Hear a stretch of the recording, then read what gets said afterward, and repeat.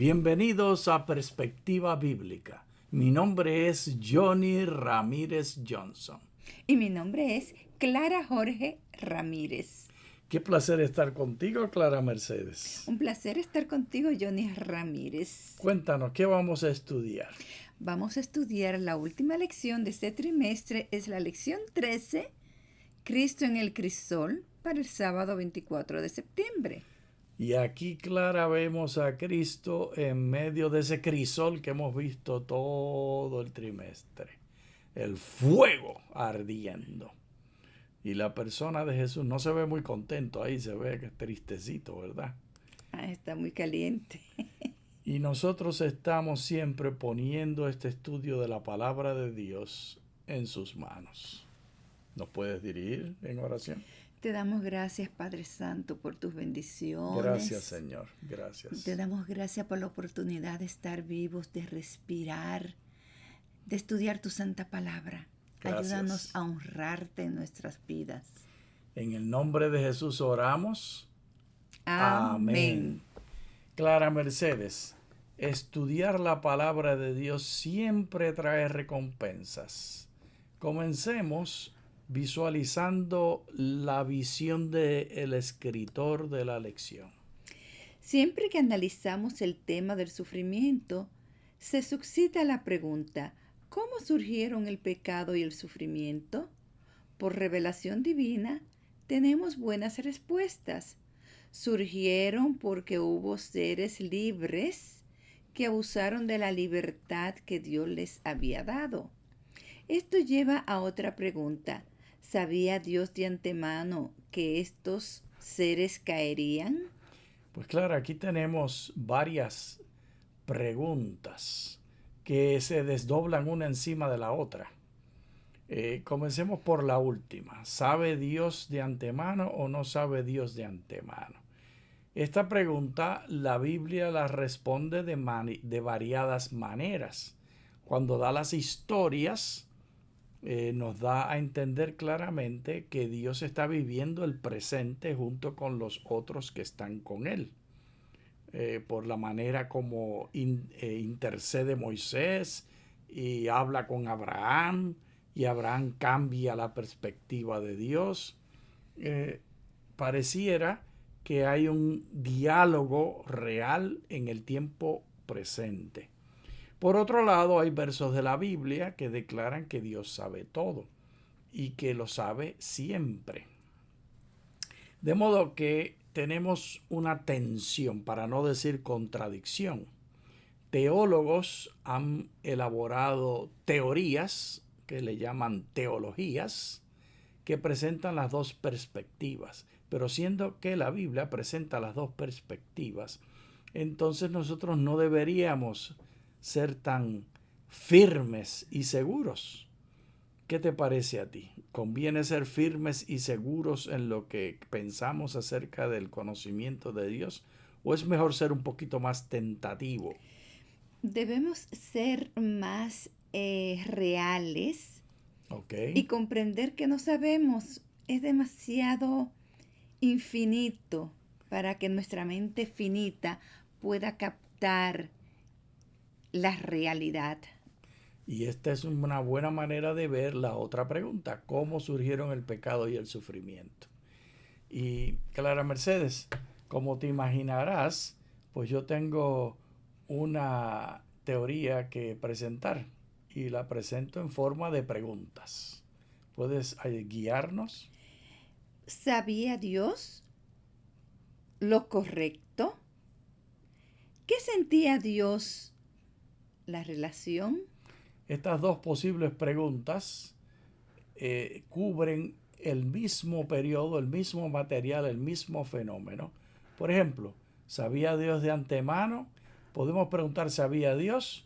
¿O qué sentía Dios acerca de esto? Y con respecto a la entrada del pecado, podemos preguntar lo mismo.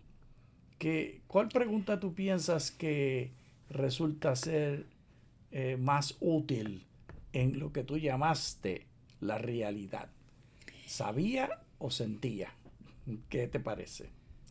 Yo creo que él lo sentía y lo sabía, porque ya había tenido la experiencia de Satanás, de Lucifer.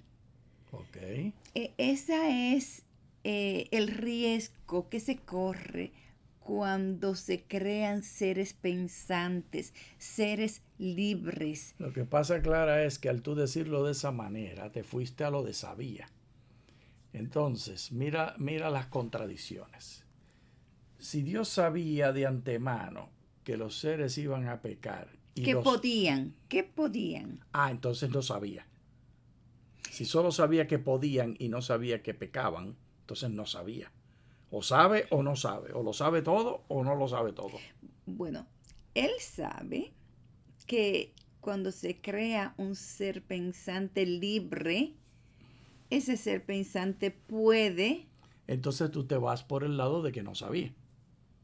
Porque si no sabe lo que va a suceder.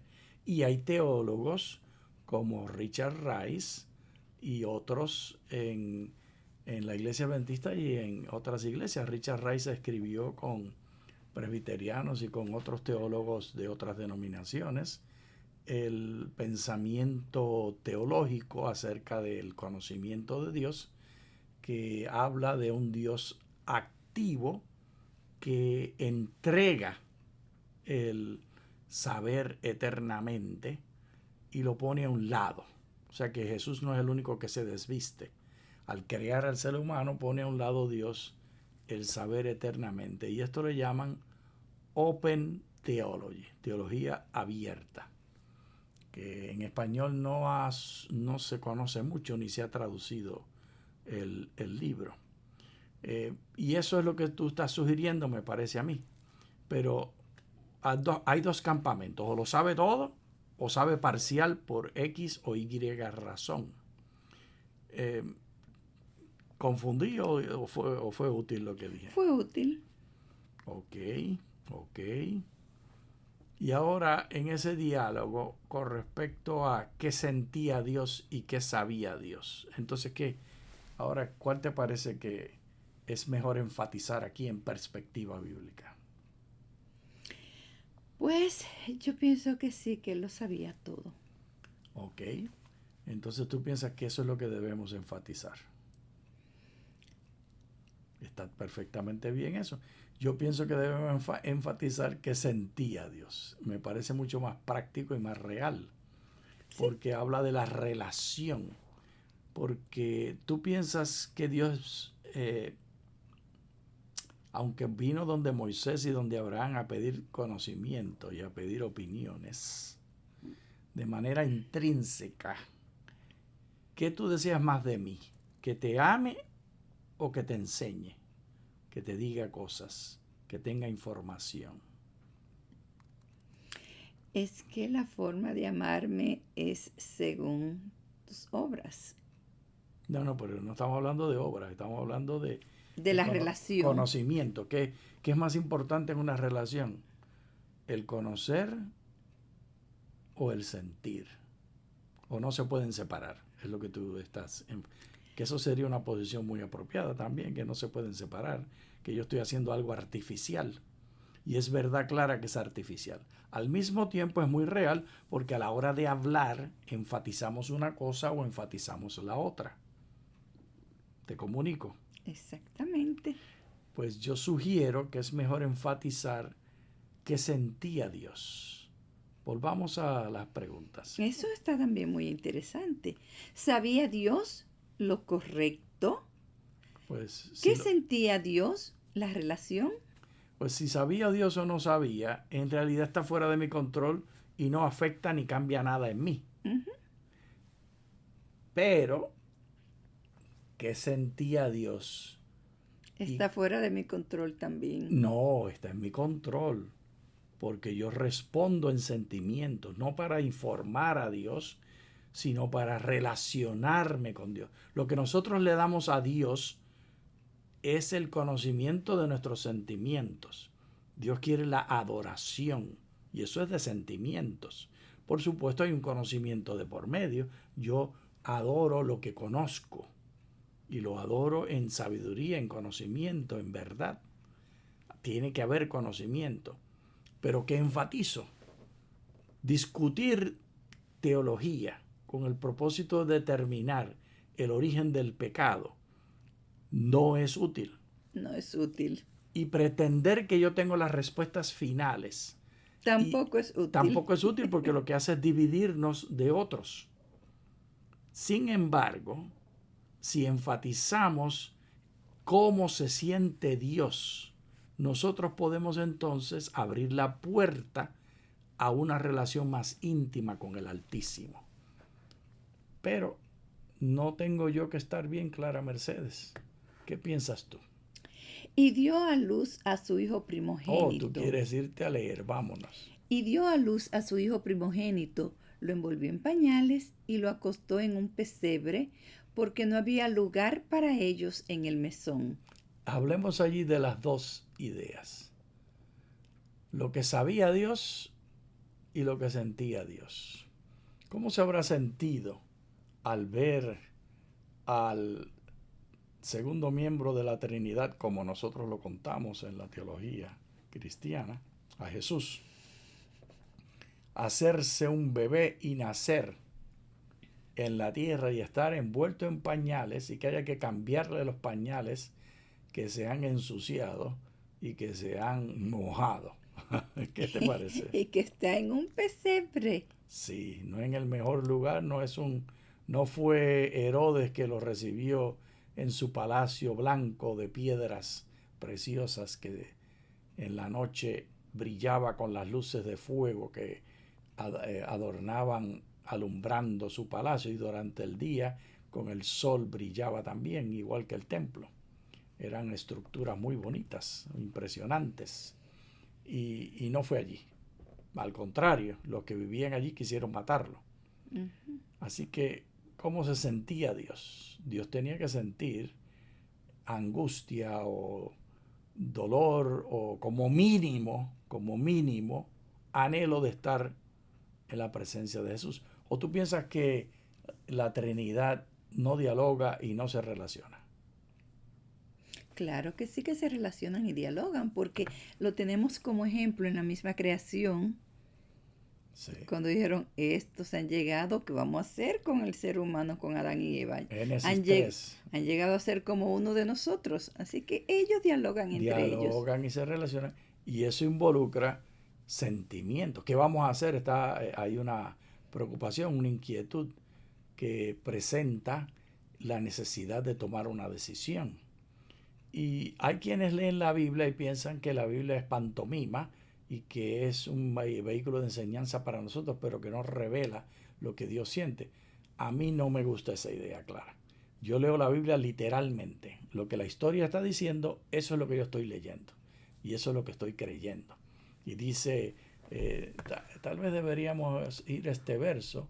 Puedo buscarlo, Clara Mercedes. Génesis 3. Vámonos allí a Génesis 3. ¿Te parece bien? Me parece muy bien. Entonces, cuando en Génesis 3, cuando en Génesis 3 está Dios respondiendo a lo que han hecho los seres humanos, hay un diálogo muy particular. Léete el verso 21 al 23. Luego el Señor Dios hizo vestidos de piel para Adán y para su mujer, y los vistió. Y el Señor Dios dijo, he aquí que el hombre ha llegado a ser como uno de nosotros, conociendo el bien y el mal. Ahora pues, que no extienda su mano, tome también del árbol de la vida y coma y viva para siempre. Y el Señor Dios lo arrojó del jardín del Edén para que labrara la tierra de la que fue tomado. Entonces, Clara Mercedes, esta descripción no habla de un autónomo Dios, autómata Dios, O un dictador. que es automático, que las cosas ocurren, sino que tiene un diálogo. Un diálogo. Aquí está este problema, ¿cómo lo vamos a enfrentar? Hagámoslo de esta manera. Y descubre la cortina y nos muestra adentro. ¿Y cómo se sentiría? Este problema del pecado causó una angustia muy grande a Dios, y le cambió los planes. Ya no iban a estar en el Edén compartiendo en la presencia de ángeles y de Dios, sino que había que expulsarlos del Edén y del acceso al árbol de la vida, porque el árbol de la vida los hubiera hecho pecadores eternos. Y Dios buscó un plan, una manera, una adaptación a la creación que había hecho. Y el Señor Jesús es parte de esa adaptación que Dios había planeado desde la eternidad, nos dice la Escritura. Y ahí enfatizando entonces el aspecto de que Dios sabe todo desde el principio. Mientras que Génesis 3, 21 y 22 enfatiza el aspecto de que Dios está enfrentando la realidad según viene. Y no vamos aquí a determinar, ya dijimos que no queremos enfatizar el que sabía y que no sabía, sino que queremos enfatizar el sentimiento en la relación. Y ese sentimiento en la relación es muy íntimo y muy verdadero. Y esa es la fuente del crisol de Dios. Es basado en sentimientos. La decepción de que el ser humano no siga su propósito y el dolor de que el ser humano le dé la espalda y le abandone. Y la alegría clara cuando el ser humano se convierte a él y le adora. Todos estos sentimientos son la historia de la redención. Son la fuente del dolor y la fuente de la satisfacción. Leamos entonces más. Cuando se cumplieron los días de la purificación de ellos, conforme a la ley de Moisés, llevaron al niño a Jerusalén para presentarlo al Señor. Así como está escrito en la ley del Señor, todo varón que abre la matriz será llamado santo al Señor. Es decir, el primogénito. El primogénito. Y para dar la ofrenda conforme a lo dicho en la ley del Señor, un par de tórtolas o 2 pichones de palomas. Y lo cual nos señala que Jesús nació en un hogar de personas de bajos recursos. Aunque había todavía una ofrenda más barata todavía, que era la ofrenda vegetal, que sería aceite, un chorro de aceite y un puño de harina como ofrenda, pero estaban entonces las palomas y las tórtolas y lo original, el cordero. Y Jesús y su familia estaban en el centro. Así que podríamos decir que era de clase media baja, Jesús, si lo fuéramos a traducir al día de hoy. Y esto representa grandes inhibiciones, porque imagínate comparar el eterno salón de la presencia de Dios, donde los ángeles 24 horas al día, 7 días a la semana están adorándole y sirviéndole, a una casa, y el Espíritu Santo al contemplar esa desvestidura que hizo Jesús, que habla Filipenses 2, y la manera como se está manifestando. Se sentirían muy interesante. Frustrados, preocupados, inquietos, ansiosos, felices. Probablemente todos esos sentimientos juntos. Sí. Porque al mismo tiempo que Dios sabe, Dios se ha hecho vulnerable. Y de hecho, la Escritura muestra que era una vulnerabilidad real. Tanto así que termina muerto en la cruz. Y tuvo que huir a Egipto. Y a eso nos vamos ahora entonces, a ver qué fue lo que pasó. Esta vulnerabilidad real del precio que pagó Jesús y la Trinidad. Nació Jesús en Belén de Judea en días del rey Herodes, y he aquí unos magos vinieron del oriente a Jerusalén, preguntando, ¿dónde está el rey de los judíos que Imagínate, ha nacido? Clara, los únicos que estaban esperando su venida y vienen a buscarle, no son de la nación que recibió la Escritura. Y son magos. Son magos del oriente. Hay quienes piensan que son de Kerala, en la India. Tenemos varios amigos Que son de Kerala. que son de Kerala. Hay quienes piensan que son de Persia. Y probablemente, que es ahora Irán. que es ahora Irán, probablemente eran de los dos lugares, Claro. porque estas dos naciones estuvieron en relación la una con la otra. Y eran 3 Y eran 3 de ellos. magos. Sigue leyendo, ¿qué pasó? ¿Dónde está el rey de los judíos que ha nacido? Porque hemos visto su estrella en el oriente y hemos venido para adorarle. Imagínate, los únicos que estaban planeando ir a adorar a Jesús, Eran unas personas que hacían magia. que no eran de el pueblo de Dios. Sigue. Cuando el rey Herodes oyó esto, se turbó y toda Jerusalén con él. Ahí están los sentimientos. Y habiendo convocado a todos los príncipes, sacerdotes y a los escribas del pueblo, les preguntó dónde había de nacer el Cristo. Ellos le dijeron, Imagínate, el único judío que está preguntando dónde nació Jesús, mira para el plan que es. Sigue. en Belén de Judea, porque así está escrito por el profeta, y tú, Belén, en la tierra de Judá, de ninguna manera eres la más pequeña entre los gobernadores de Judá, porque de ti saldrá un gobernante que pastoreará mi pueblo Israel.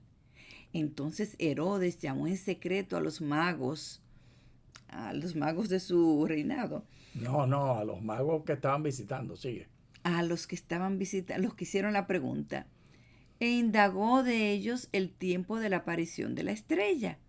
Y enviándolos a Belén les dijo, vayan y averigüen con cuidado acerca del niño. Tan pronto lo hallen, háganmelo saber, para que yo también vaya y lo adore. Qué malo, ¿verdad? Ellos, después de oír el rey, se fueron. Y he aquí la estrella que habían visto en el oriente iba delante de ellos. Johnny, eso me encanta porque a veces pensamos que solamente las personas Que que tienen toda la luz del conocimiento de Dios, o que que pertenecen tienen las 28 doctrinas o el conocimiento de los estudios bíblicos, la Biblia entera. son los que Dios usa. Y no es así. Dios usa a todo el mundo. Dios usa a todas las personas de todas las religiones del mundo, Como Dios desea. como Dios desea. Y Porque estos eran gente sincera que Dios los escuchó, porque ¿quiénes eran esa estrella que estaban guiándolo, Clara? Eran ángeles. Pero aquí hay algo interesante, Clara, que hay una advertencia para todos nosotros. Fíjate que aquí habla de los sentimientos también. Ellos se sentían felices que estaban siguiendo la estrella. Pero de pronto, cuando llegaron a Jerusalén, ya sea que llegaron de día o llegaron de noche, cuando vieron el palacio que estaba brillando con todas esas luces, ya sea de los fuegos que estaban alrededor de los lugares de que había lámparas de fuego, o ya sea por el sol que le estaba dando, en la puesta del sol se veía precioso el palacio, pues ellos dejaron de mirar al cielo, la estrella que los guiaba, ¿y a dónde miraron? Al palacio blanco resplandeciente, al lugar de la política y del poder. ¿Qué tú piensas de eso? ¿Quién los estaba guiando? ¿Quién los trajo ellos hasta Jerusalén? la estrella, Dios. Dios. Dios. ¿Y a dónde se fueron a buscar el próximo conocimiento? Dejaron de mirar la estrella, ¿y dónde se fueron? Al palacio, a mirar la belleza del palacio. Ese es el gran pecado, la gran tentación del diablo. Que no debemos desviar nuestra vista de Dios y mirar las cosas de este mundo que son temporales. Y muchos evangélicos, por ejemplo, en Estados Unidos, están mirando el palacio y miran a los políticos para hacer la agenda de Dios. Y van donde ellos a buscar la agenda y van donde ellos a llevarle agenda. Cuando hay una estrella que nos ha estado guiando, es Dios y su palabra. No abandonen. Hubo un problema y fue basado en los sentimientos de estos tres reyes, reyes y magos, que vieron ese palacio tan precioso, centro de poder, y quisieron entonces ir a consultar, y totalmente innecesario. La estrella que los llevó los iba a terminar de llevar. Ellos se confundieron y se dejaron caer en tentación. Y mira lo que sucedió. El verso, entonces, Clara, continúa en el verso 9. Ellos después de oír al rey se fueron, y he aquí la estrella que habían visto en el oriente iba delante de ellos. Que siempre los hubiera guiado. hasta que llegó y se detuvo sobre donde estaba el niño. Al ver la estrella se regocijaron con gran alegría. Cuando entraron a la casa o al pesebre, vieron al niño con María su madre y postrándose lo adoraron. Es posible que ya no estaba en el pesebre porque había pasado el tiempo. De hecho, estaba de vuelta en su casa porque, a ver cómo es la cosa. Sí, porque ellos estaban ahí porque salieron a empadronarse. Bueno, sigamos leyendo. Entonces se abrieron sus tesoros y le ofrecieron presentes de oro, incienso y mirra. Pero advertidos por revelación en sueños que no volvieran a Herodes, regresaron a su país por otro camino. Entonces es tan bello ver lo mismo que estábamos hablando, Johnny Ramírez Johnson, que Dios les habla a todas sus criaturas. No importa si creen en Dios, si no creen. O sea, ellos creían en Dios. Es posible que no tuvieran todos los detalles. O que no tuvieran el mismo nombre. Y ahí volvemos a lo mismo de saber y sentir. Termina, Clara, porque se nos está yendo el tiempo. Después que ellos partieron, he aquí el ángel del Señor se les apareció en sueños a José diciendo: levántate, toma al niño y a su madre y huye a Egipto. Quédate allá hasta que yo te diga, porque Herodes va a buscar al niño para matarlo. Entonces José se levantó, tomó de noche al niño y a su madre y se fue a Egipto. Y estuvo allí hasta la muerte de Herodes, para que se cumpliera lo que habló el Señor por medio del profeta, diciendo: de Egipto llamé a mi hijo. Entonces Herodes, al verse burlado por los magos, se enojó sobremanera y mandó a matar a todos los niños varones en Belén y en todos sus alrededores, de 2 años de edad abajo, conforme al tiempo que había averiguado de los magos. Entonces se cumplió lo dicho por medio del profeta Jeremías, diciendo: voz fue oída en Ramá, grande llanto y lamentación. Raquel lloraba por sus hijos y no quería ser consolada, porque perecieron. Qué terrible dolor. Qué tristeza tan grande. ¿Y cómo tú piensas que se sintió Dios ante toda esta desgracia y ante todo este dolor y toda esta maldad que hizo este rey, Clara? ¿Cómo se sentía Dios? Se sentía triste. Volvamos a la escritura a ver qué nos dice de quién era este personaje. Les dijo Jesús: de cierto les digo que antes que Abraham existiera, yo soy. Este fue el Jesús eterno, que vivió por la eternidad antes de hacerse humano. Y el sufrimiento de él no fue solamente en la cruz del Calvario, sino lo que perdió, lo que no tenía. Y estaba basado en lo que él sentía. Él tendría que sentir anhelo de recibir esa adoración de todos los ángeles y particularmente al recibir el desprecio o simplemente el pasarlo por alto y el desdén de los seres humanos al él comenzar su ministerio, hacer su ministerio, tiene que causarle terrible dolor. Clara, ¿a quién nos entregamos y qué recomendamos a nuestros oyentes? Nos entregamos a Dios cada día. Nos entregamos a Dios con la certeza de que Él nos ama a todos. Muchas gracias. Muchas gracias.